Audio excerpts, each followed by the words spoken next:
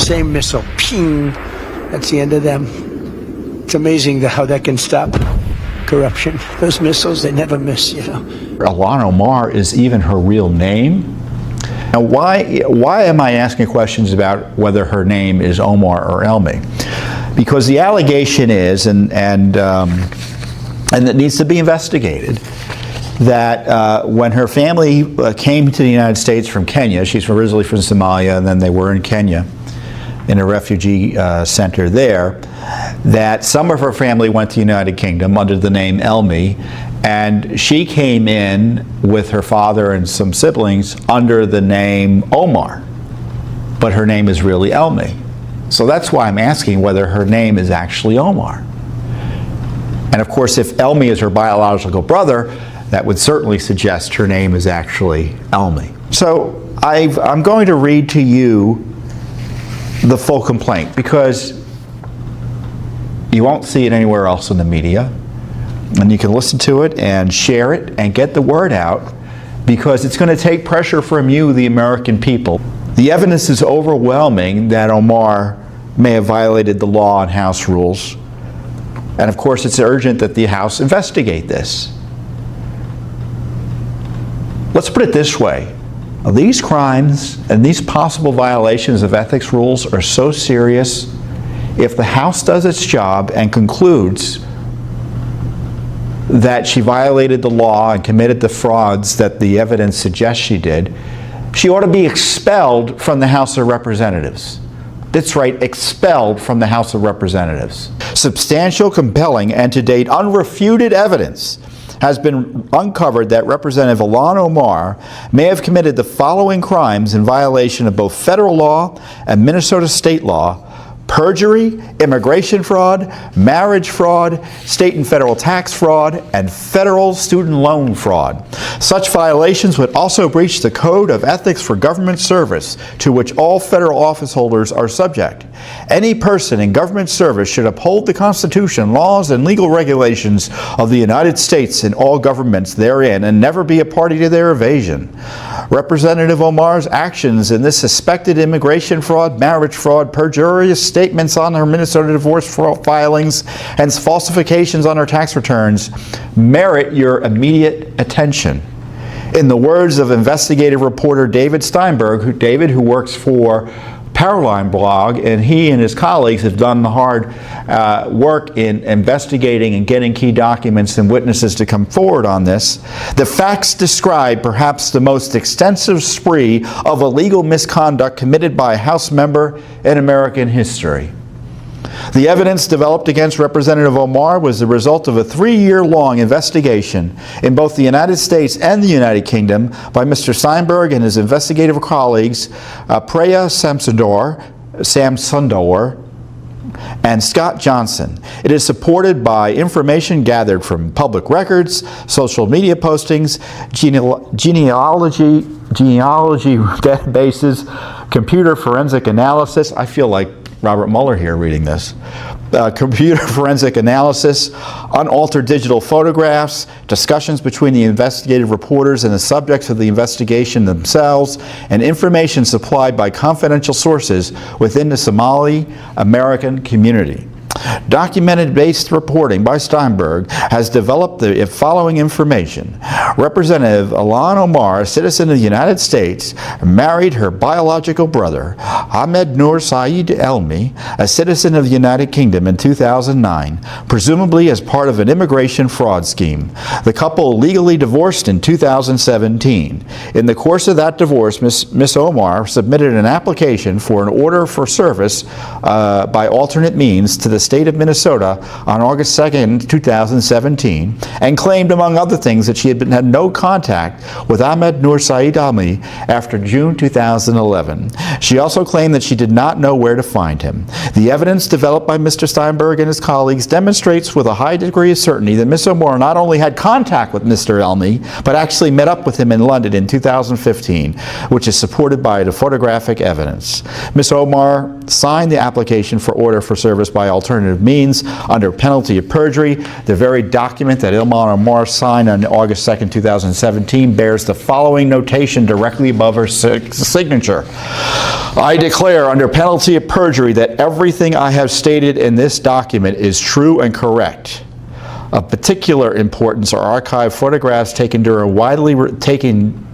a widely reported trip by Omar to London in 2015, posted to her own Instagram account under her nickname, Hammy, in which she poses with her husband/presumed brother, Ahmed Elmi. These photographs from 2015 are documentary evidence that, in fact, she met up with Mr. Elmi after June 2011 and before the date she signed the divorce documents in August of 2017, thereby calling into question the veracity of her claim that she had not seen Elmi since 2011.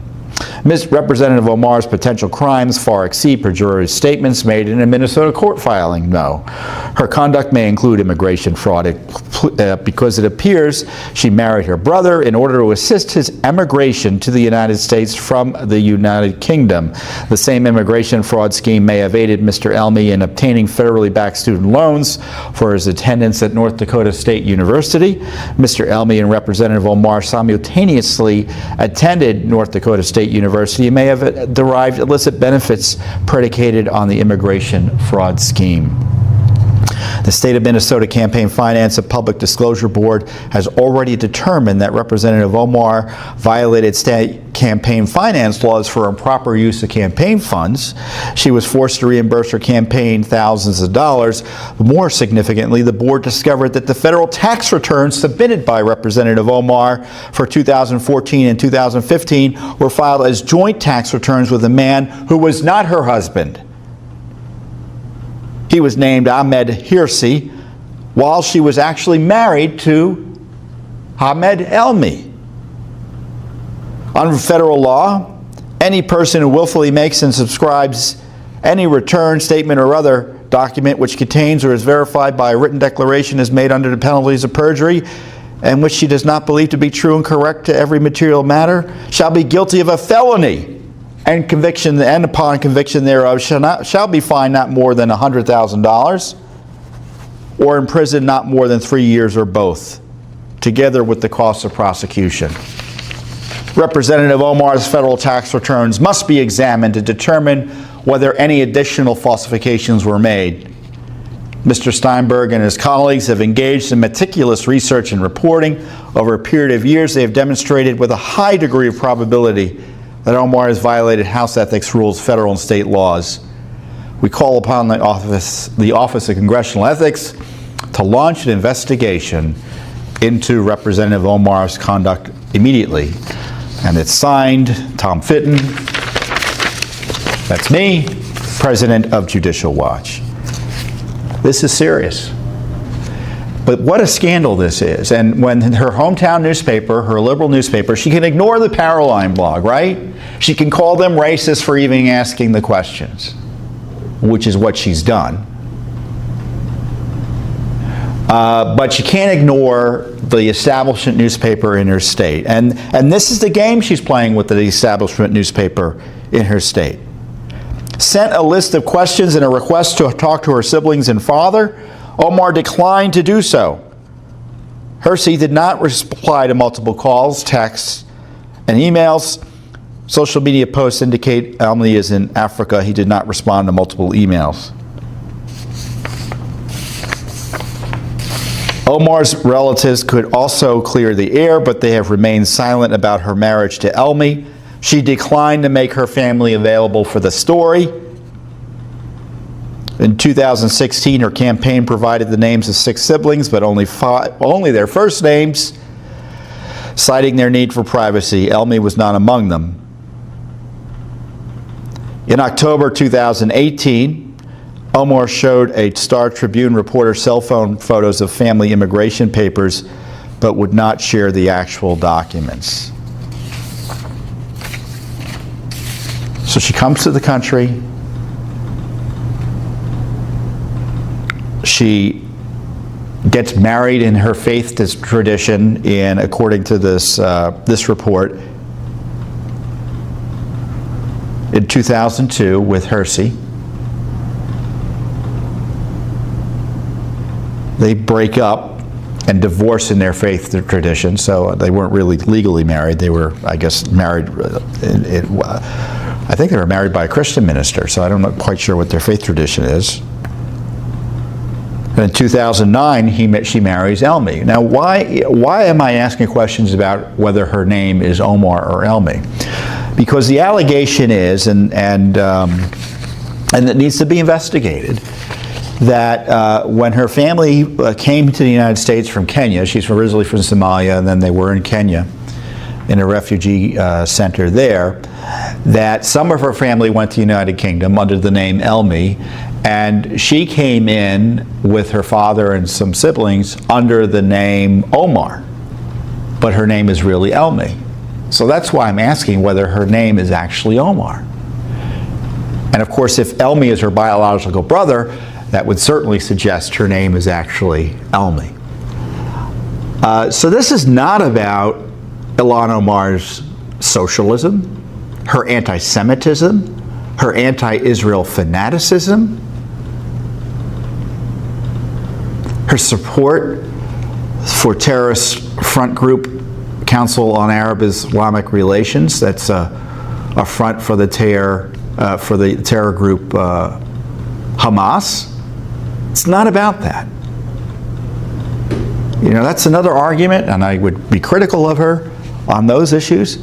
This is about whether she broke the law and what the process is to hold her to account. Judicial Watch can't prosecute her. We're a nonprofit educational foundation. We can expose the truth. We can try to get documents indirectly. We'll be doing investigations on that. We can demand other agencies and responsible authorities do the investigations through our educational efforts. And that's what we've done with the House of Representatives. We filed the ethics complaint, and now it's up to the House to tell the American people how they're going to handle this evidence scandal. And I suggest that you figure out whether you want this to be handled or not, and share your views with your members of Congress. You can call them at 202-224-3121, 202-224-3121. If you don't know who your member of Congress is, and I understand that sometimes is the case, and it's not the end of the world, you can figure it out and go to, by going to house.gov, and you can see who your member of Congress is.